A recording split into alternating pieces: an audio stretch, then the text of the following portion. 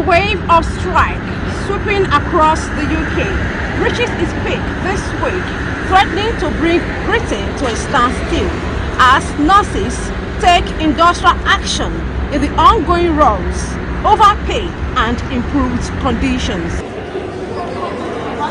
Thousands of nurses in England, Wales and Northern Ireland have commenced a 2-day strike over demand for increase in pay. The nurses who work for the National Health Services explained why they have walked out from their jobs for 12 hours. We believe that we're worth more than what we are at present. We need to attract more nurses to the profession. Safer staffing for our patients and also for a fair wage for our colleagues. Conditions have got a lot harder recently. Our duties have increased and I think we are struggling more to recruit. Since the pandemic, the duties that we have, the pay that we have, the cost of living have all impacted on that. Unfortunately, there's a lot of stuff in the media with regards to food banks as well with nursing. It's not right for anybody, especially those who are looking after the general public. Nurses are using food banks now because we just can't afford to go to the shops to buy your local groceries. The gas and electrics are going up through the roof and we just feel we need to do something now. Shadow Health Secretary Wes Streety said Labour would not give nurses a 19% pay increase if they were in government, but would hold negotiations with Unison and the Royal College of Nursing.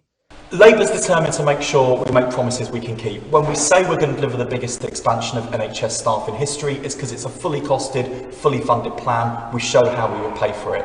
We know that we would not be able to offer inflation plus 5%, but we would be willing to negotiate. And given that the Royal College of Nursing has offered to sit down with the government this week and suspend strike action just for talks on pay, I think that's really reasonable.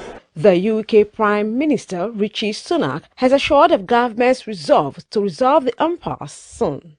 What I'm not going to do is ask ordinary families up and down the country to pay an extra £1,000 a year to meet the pay demands of the union bosses. That wouldn't be right and it wouldn't be fair. But what I am going to do is ensure that I minimise the disruption to people's lives and make sure that we protect lives. And that's what we're working on right now.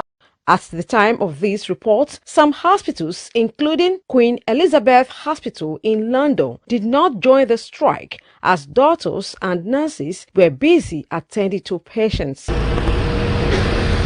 Industrial action is not peculiar to Nigerian situation alone, but it is a major tool by workers across the globe to draw the attention of government and other employers for a better welfare package.